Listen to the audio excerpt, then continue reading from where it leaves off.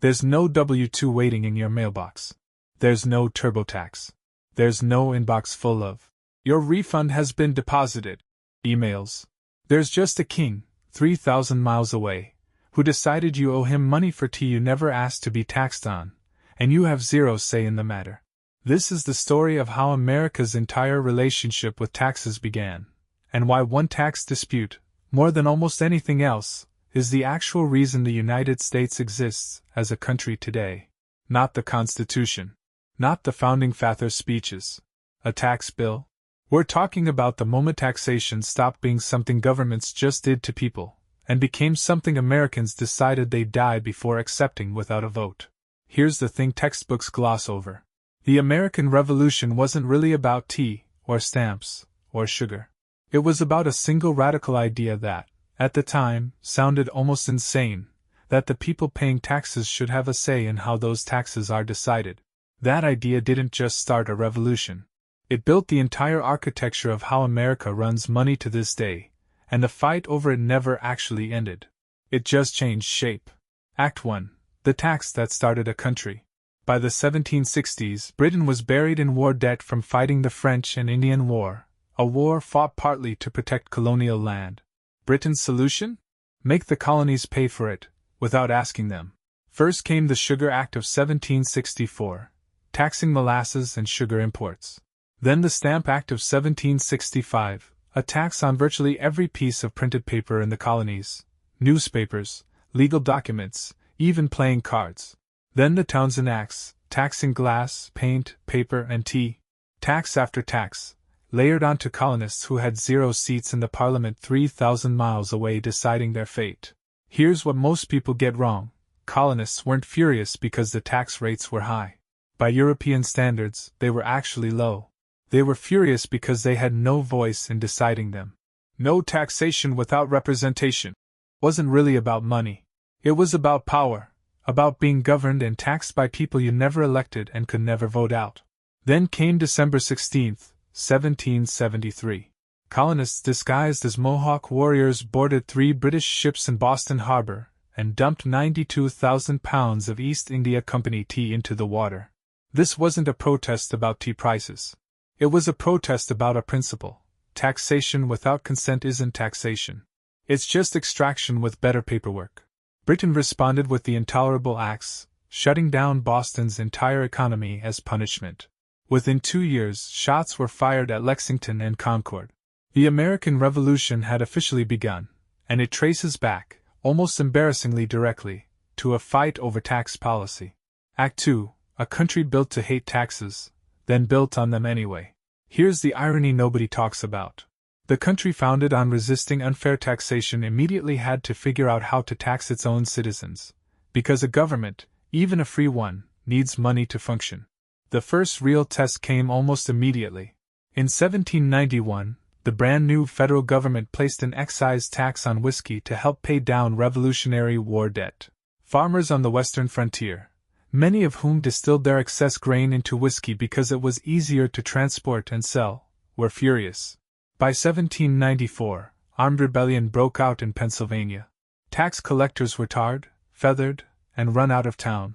President George Washington, the same man who just led a revolution against unfair taxation, personally led federal troops to crush the Whiskey Rebellion. Think about that for a second.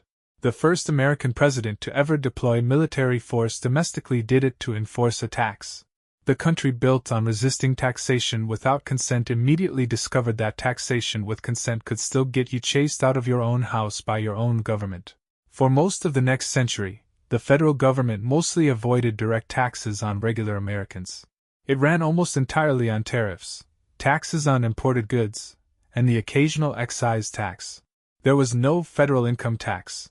None. The system most Americans assume has always existed simply didn't exist yet. Act 3.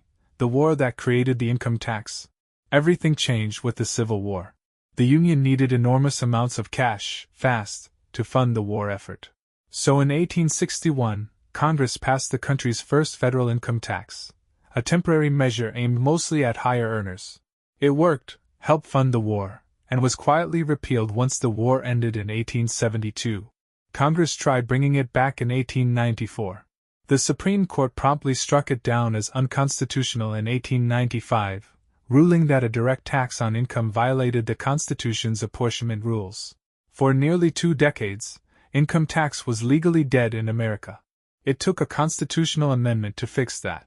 In 1913, the 16th Amendment was ratified, explicitly giving Congress the power to tax income without apportioning it among the states. That amendment is the entire legal foundation for the tax return you fill out every single year. It's not ancient. It's not foundational.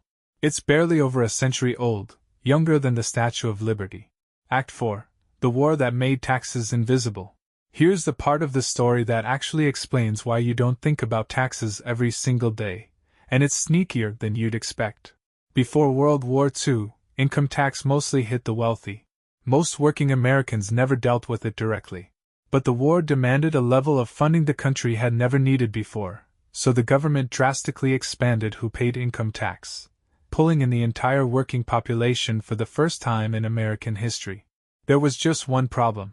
Asking every American to write one massive check at the end of the year tends to make people extremely aware, and extremely angry, about exactly how much money the government is taking. So the Treasury Department introduced something quietly brilliant: automatic payroll withholding. Instead of one painful annual bill, the tax got pulled out of your paycheck before you ever physically held the money. Treasury officials documented this strategy explicitly at the time. Withholding made taxation dramatically less painful politically, because people psychologically adjust to whatever number actually lands in their bank account, not to what they earned before the government took its cut. That single bureaucratic innovation from the 1940s is the exact reason most Americans today barely register that a third of their paycheck is gone before it even arrives. Act 5. The Fight That Never Ended. And here's where the story lands. Every major American tax fight since Reagan's tax cuts in the 1980s, debates over who pays their fair share. Billionaires legally paying lower effective tax rates than schoolteachers, modern arguments over IRS funding and audits. All of it is the exact same argument colonists were having with King George in 1773, just wearing different clothes. Who gets taxed? How much? Who decides? And whether the people paying actually have a real say in the outcome.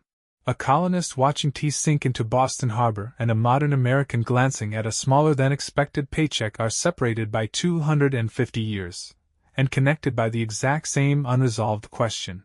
America was born fighting against taxation without consent. It has spent every year since trying to figure out what consent actually looks like once the fighting stops and the paperwork begins.